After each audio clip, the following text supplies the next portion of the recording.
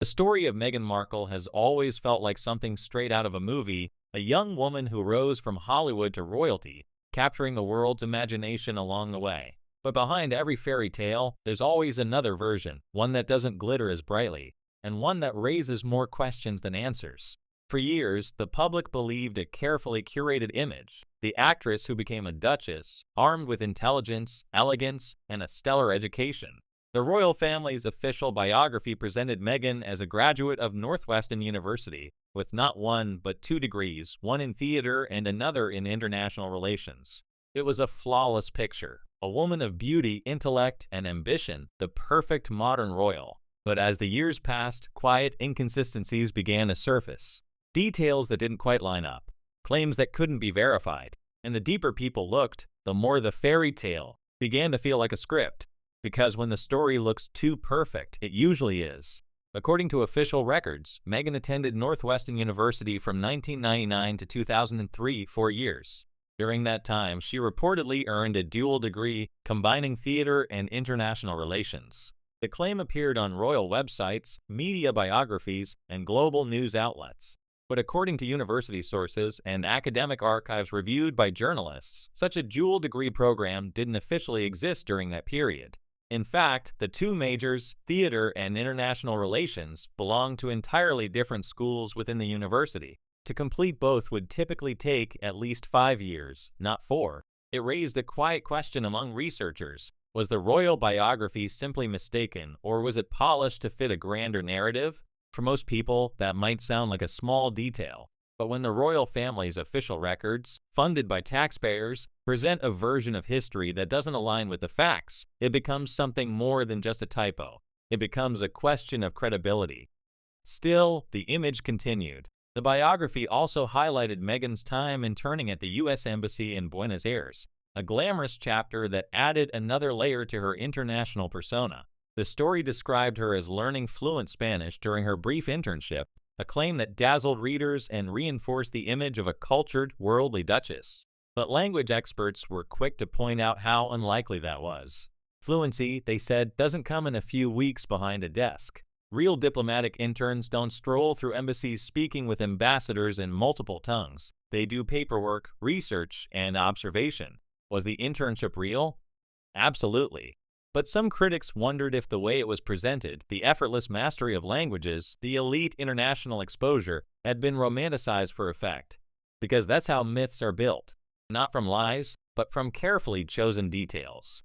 And then there was the language question again.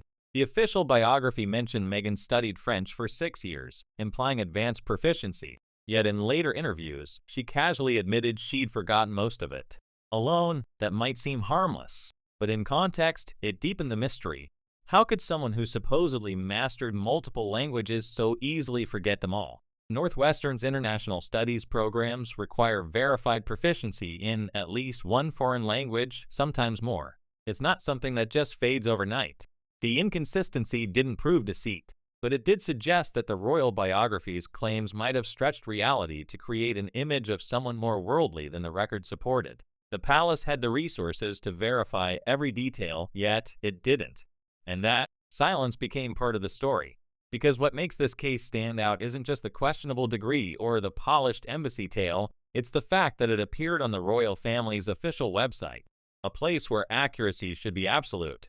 Historians, researchers, and journalists who later examined the claims found that the biography had remained uncorrected for years. The dual degree phrasing stayed untouched, even as questions piled up. Why didn't anyone at the palace fact-check such a basic detail? Was it an oversight, or was it simply more convenient to leave the myth in place? When image becomes more important than truth, even small fabrications can grow into legends. Some pointed to another curious absence. Despite Meghan's well-documented life, from childhood recitals to Hollywood red carpets, there are no publicly available photos or videos of her university graduation ceremony. It's not definitive proof of anything. But in a life as heavily photographed as hers, the absence stood out. Her high school graduation was captured in detail, yet her college one was nowhere to be found. It might be coincidence, or it might be another piece of a puzzle, a story designed to highlight only what fits the perfect narrative. And when every chapter of someone's life is so perfectly curated, It's only natural for people to start asking where the truth ends and the myth begins. Investigators looking into Northwestern's public graduation records eventually confirmed that Meghan was indeed listed as graduating from the School of Communication, not from International Studies.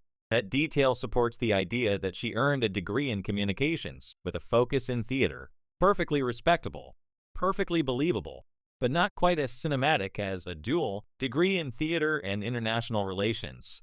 The difference may seem small, but for an institution as image-conscious as the monarchy, optics matter. Communication sounded too ordinary. Dual degree sounded royal. And somewhere along the way, the truth got rewritten to match the fantasy. Critics argue that the real issue isn't about academic details, it's about accountability. If even the smallest public record about a royal figure can be exaggerated, what else might be embellished in the grander narrative? It's not just about Meghan. It's about how the palace itself allowed a questionable claim to live on its official pages for years, uncorrected, unverified, and unchallenged. Because once fiction becomes part of official history, it stops being harmless. It becomes precedent. The story stopped being about education and became a reflection of the monarchy's relationship with truth.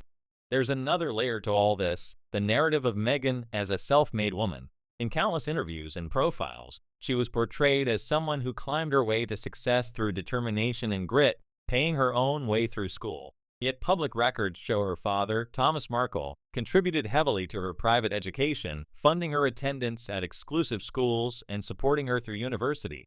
Again, not a scandal, but the omission served the myth. It reinforced the image of resilience and independence that the public admired.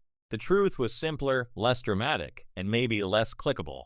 When viewed together, the embellished degrees, the glamorized embassy story, the selective omissions, they form a clear pattern of reinvention.